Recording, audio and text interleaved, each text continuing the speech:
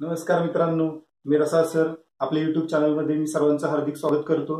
या YouTube चॅनलच्या माध्यमातून आपण नवीन व्हिडिओ आपल्यासाठी घेऊन येणार आहे, ज्याच्यामध्ये आपण नवीन कोर्स स्टार्ट केलेला आहे आणि हा कोर्स 12वी सायन्सच्या फिजिक्स या सब्जेक्टच्या रिलेटेड आहे आणि फिजिक्स मधले आपण काही चॅप्टर कव्हर करण्याचा प्रयत्न या कोर्समध्ये करणार आहे, ज्याची सुरुवात आपण ऑलरेडी केलेली आहे। ज्याच्यामध्ये आपण पहिला चॅप्टर शिकवण्याचा प्रयत्न करतोय, तो आहे rotational dynamics.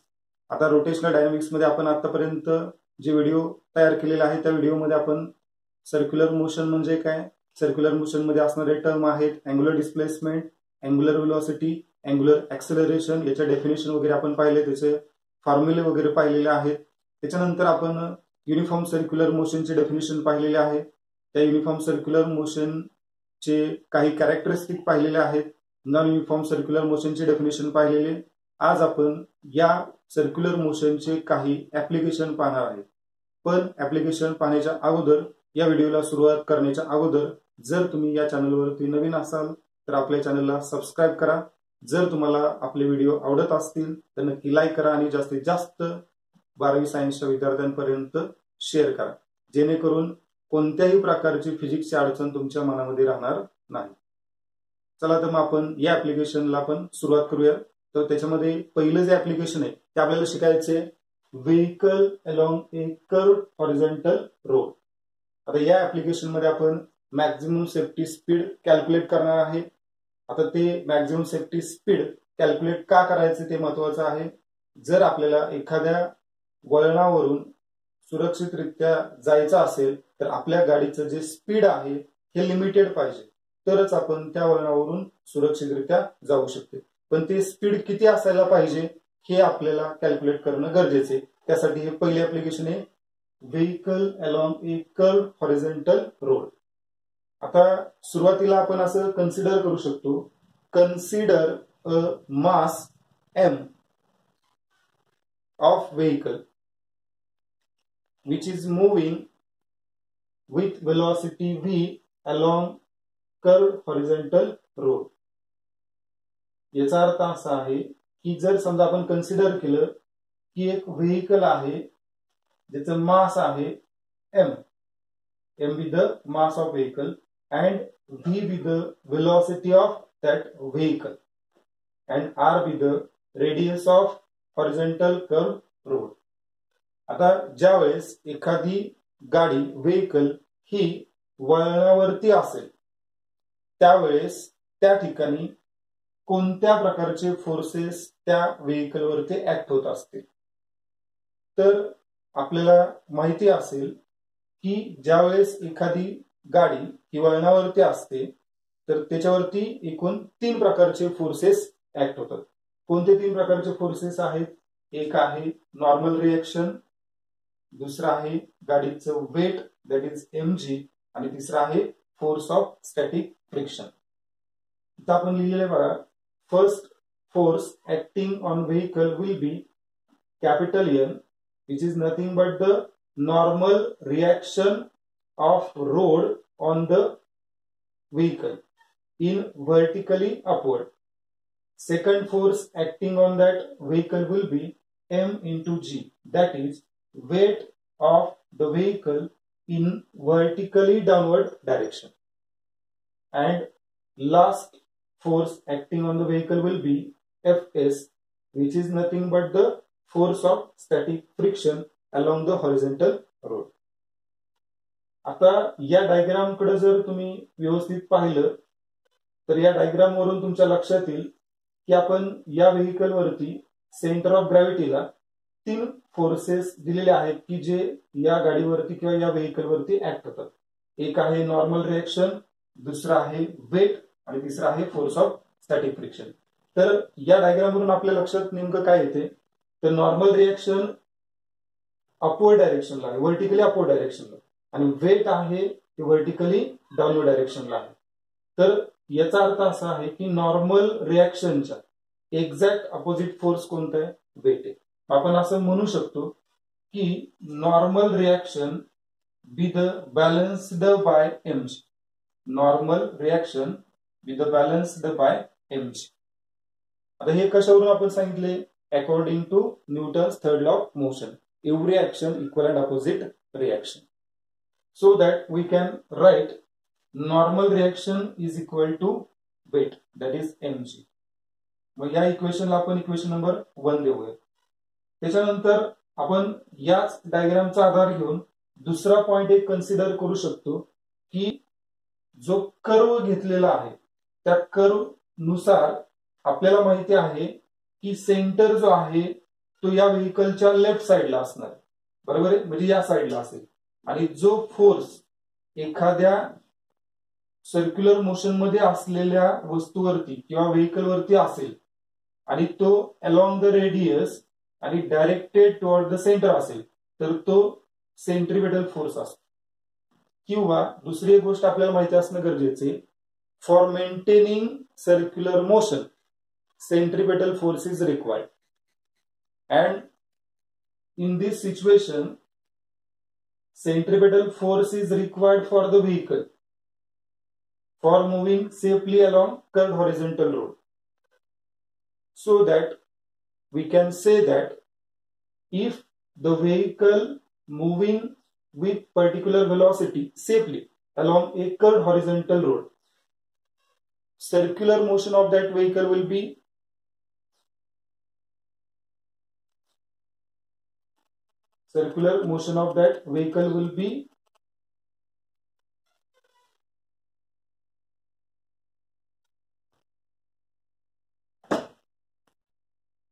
maintained. That is, centripetal force is provided by force of static friction. So we can write force of static friction provided the necessary centripetal force for maintaining circular motion of that vehicle along curved horizontal road. So Fs is equal to centripetal force, which is nothing but the mv square by r or the mr omega square. या इक्वेशनला आपण equation number समजा 2 दिले. According to the law of static friction, force of static friction is directly proportional to the normal reaction. हे आपण 11वीला शिकलोय की force of static friction आहे, force of kinetic friction आहे, फोर्स ऑफ रोलिंग फ्रिक्शन आहे, which is directly proportional to the normal reaction. So that Fs is equal to constant into N, but here constant will be mu s. Therefore Fs is equal to mu s into N. या इक्वेशनला आपण equation number 3 दिलं. Here mu s will be the coefficient of static friction. Now from equation 1, 2 and 3 we considered that mv square by r is equal to mu s into m into g. आता आपण इथं काय केलेले तर equation 1, equation 2, equation 3 चा वापर केला. तर आपण इक्वेशन 3 मध्ये इक्वेशन 2 वरून Fs ची व्हॅल्यू टाकली. तसंच इक्वेशन 3 मध्ये इक्वेशन 1 मधली नॉर्मल रिएक्शन ची ही व्हॅल्यू टाकली. आता आपल्याला या इक्वेशन मध्ये mv square by r is equal to mu s into m into g मिळाले. तर याच्यामध्ये m हा फॅक्टर डाव्या बाजूला अंशामध्ये आहे आणि उजव्या बाजूला सुद्धा अंशामध्ये आहे. जो m काय होणार आहे कॅन्सल होणार आहे. आणि r जो आहे तो डाव्या बाजूला छेदामध्ये आहे, तो उजव्या बाजूला जाऊन कुठे जाणार अंशामध्ये. डाव्या बाजूला फक्त काय राहणार आहे v square. Therefore v square is equal to mu s into r into g. आपल्याला v कॅल्क्युलेट करायचंय. मग v कॅल्क्युलेट करण्यासाठी आपण काय घेऊ शकतो, taking square root on both side. Therefore we can write root of v square is equal to root of mu s into r into g. Square रूटला square cancel होणार आहे. Therefore v is equal to root of mu s r into g. त्याला equation number आपण 4 देऊ शकतो. तर हा जो v आहे तो v max लिहिलाय मी. आणि v max काय रिप्रेझेंट करतो, the maximum safety speed of the vehicle when vehicle moving along curved horizontal road. तर या ऍप्लिकेशनच्या आधारे आपण मॅक्झिमम सेफ्टी स्पीड कॅल्क्युलेट केलं, जर एखादी गाडी एवढ्या मॅक्झिमम स्पीडनं जर त्या वळणावरून गेली तर ती सुरक्षितरित्या त्या वळणाला क्रॉस करून जाऊ शकते, जेणेकरून त्या गाडीचा कुठल्याही प्रकारचा ऍक्सिडेंट होणार नाही. थँक्यू.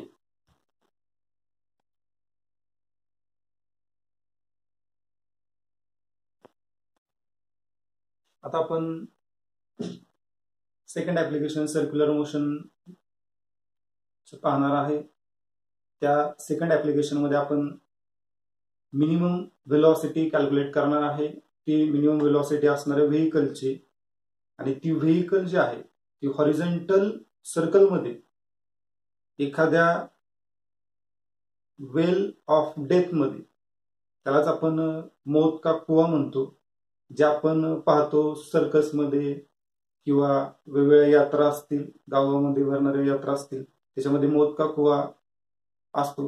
तर त्याच्यामध्ये एक रायडर असतो, मोटरसायकलिस्ट असतो, तो त्या टू व्हीलरला हॉरिझॉन्टल सर्कलमध्ये जोरामध्ये खूप जास्त स्पीडमध्ये तो त्या हॉरिझॉन्टल सर्कलमध्ये मूव्ह करत असतो. परंतु त्या गाडीचं स्पीड जर कमी झालं तर ती गाडी खाली येऊ शकते. कुणामुळे? तर त्या गाडीचं जे वेट आहे त्या वेटमुळे ती गाडी खाली येऊ शकते. पण जर तुम्ही किंवा त्या मोटरसायकलिस्टनं त्या गाडीचं स्पीड हे जर फिक्स ठेवलं, कॉन्स्टंट ठेवलं, तर तो सेफली त्या हॉरिझॉन्टल सर्कल मध्ये फिरू शकतो, म्हणजे त्याची सर्क्युलर मोशन मेंटेन राहू शकते. मग आता किती स्पीड असणं गरजेचं आहे जेणेकरून तो सुरक्षित त्याच्यामध्ये हॉरिझॉन्टल सर्क्युलर मोशन मध्ये राहू शकतो? तर ते स्पीड आपल्याला कॅल्क्युलेट करायचं. जास्तीत जास्त स्पीडनं तुम्ही सुरक्षित राहू शकता, पण त्याचं स्पीड कमीत कमी किती पाहिजे जेणेकरून त्याची सर्क्युलर मोशन मेंटेन होईल, तर ते आपल्याला या ऍप्लिकेशन मध्ये कॅल्क्युलेट करायचं. चला तर मग आपण सेकंड ऍप्लिकेशन पाहू. सेकंड ऍप्लिकेशन आहे वेल ऑर वॉल ऑफ डेथ. यालाच आपण मौत का कुवा म्हणतो. आता याच्यामध्ये फिगर तुम्ही कन्सिडर केले वेल ऑफ डेथ किंवा वॉल ऑफ डेथ, मौत का कुवा. या फिगर मध्ये आपण असं कन्सिडर करतो एक सिलेंड्रिकल वॉल आहे किंवा सिलेंड्रिकल वेल ऑफ डेथ आहे असं आपण म्हणूयात. तर या वॉलवरती, सिलेंड्रिकल वॉलवरती या ठिकाणी आपण व्हेकल जर कन्सिडर केली तर त्या व्हेकलवरती मोशन मध्ये असताना 3 प्रकारचे फोर्सेस या ठिकाणी दाखवलेले आहेत. कोणते 3 फोर्सेस आहेत? तर एक नॉर्मल रिॲक्शन आहे या दिशेनं, फोर्स ऑफ स्टॅटिक फ्रिक्शन आहे वरच्या दिशेनं, आणि त्या गाडीचं वेट आहे ते खालच्या दिशेने. There are 3 forces acting on the vehicle when it is moving in a cylindrical well of death or cylindrical wall, which are force of static friction, normal reaction and weight of the vehicle.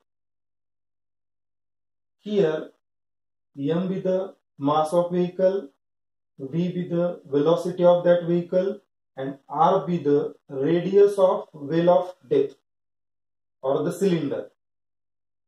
There are 3 forces which are as follows. First is force of static friction between tires of vehicle and the cylindrical wall. Second force acting on the vehicle will be mass into gravity, that is weight of the vehicle, and last force acting on the vehicle will be N, that is normal reaction of cylindrical wall on the vehicle.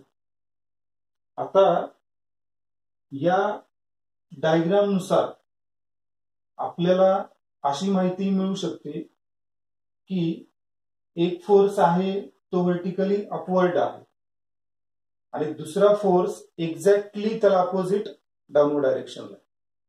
याचा अर्थ असा आहे, according to the Newton's third law of motion, static friction is balanced by weight of that vehicle. So we can write force of static friction is balanced by mg. Therefore Fs is equal to the mass into gravity, m into g. याला आपण equation number 1 मानले, बरोबर आहे. आता second point जो आहे तो पण त्या फिगरच्या आधारे आपण घेऊ शकतो. आपल्या असं लक्षात येते की जी व्हेइकल हॉरिझॉन्टल सर्कल मध्ये फिरते तर त्या सर्कलची रेडियस आर आहे आणि जो तिसरा फोर्स त्या व्हेइकल वरती आहे जो नॉर्मल रिएक्शन आहे तो त्या रेडियसच्या अलॉंग आहे.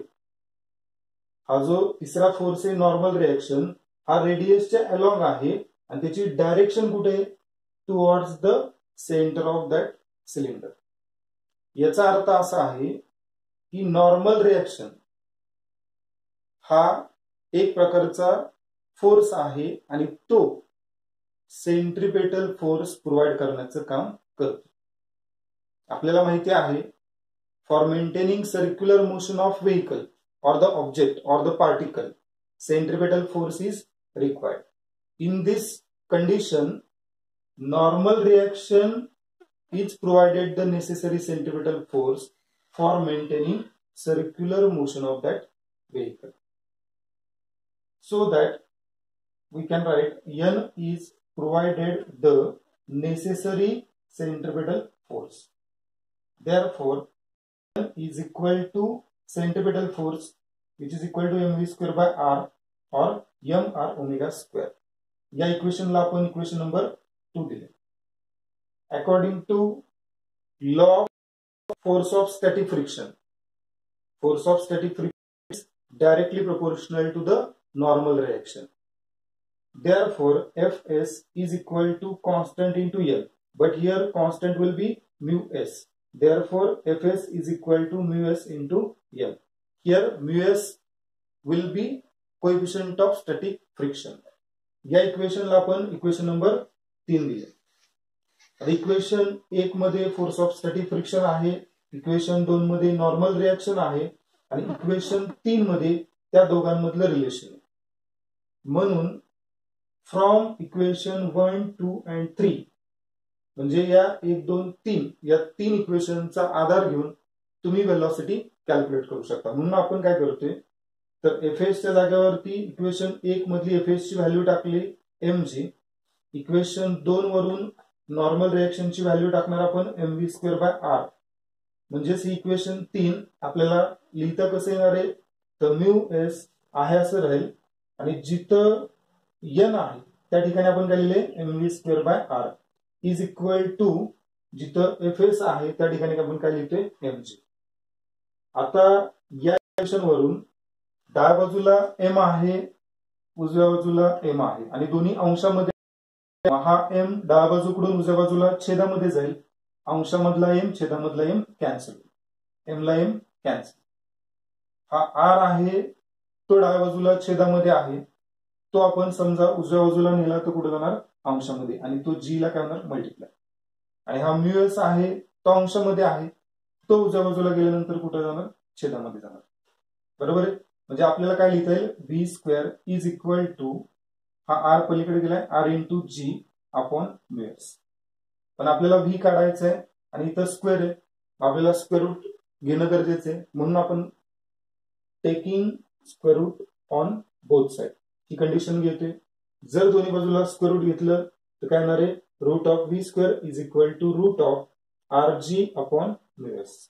मग स्क्वेअर रूटला square cancel, therefore V is equal to root of R G upon mu S. त्याला आपण इक्वेशन नंबर 4 दिले आणि या इक्वेशन मध्ये व्ही च्या ऐवजी मी काय लिहिले व्ही मिनिमम. तर व्ही मिनिमम काय रिप्रेझेंट करते minimum velocity of that vehicle up to which या for which this vehicle moving safely along horizontal circle in a cylindrical wall, the cylindrical wall of depth or well of depth. Minimum velocity असेल तोपर्यंत ती गाडी ती vehicle motorcycle व्यवस्थितरित्या त्या cylindrical wall मध्ये horizontal circle मध्ये फिरत राहील. अदरवाइज स्पीड या स्पीड पेक्षा जर कमी झालं तर ती गाडी काय होणार आहे सर्क्युलर मोशन मेंटेन करू शकणार नाही.